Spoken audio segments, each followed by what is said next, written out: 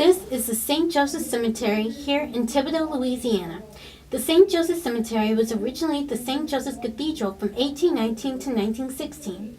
The cathedral was burned down in 1916 and eventually became a cemetery in 1817. The cemetery was here before the church parish was officially founded. The cemetery became an official cemetery in 1817, known as St. Joseph.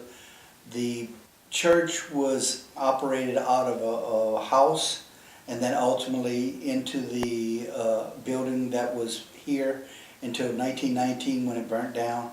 And then in the 30s, the location where the St. Joseph Co-Cathedral is on Canal Street is the new location where it was built. People visit the cemetery every day. People find the cemetery interesting mainly because it is the largest cemetery in Thibodaux.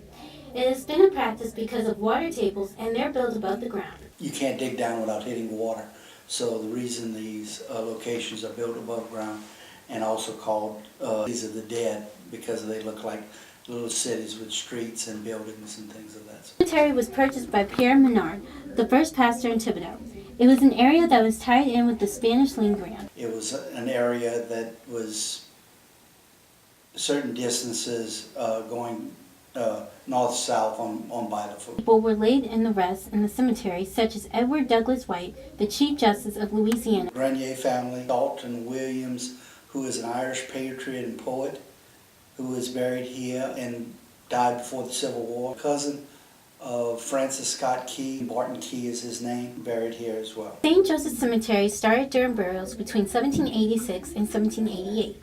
It is on 5.2 acres of land and 4.5 acres have burials on it. An area that was certain distances going north-south on by the foot. George Cook has been the administrator since 1981.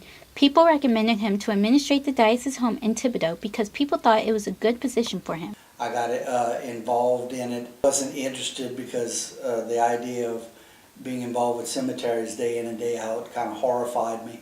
But I had no clue of what all was involved with cemetery. Involved into it, realized the ministry involved, things that I had in background worked well to get me involved construction-wise and other aspects that made it a good fit. This is Lauren Yule reporting for NTW News.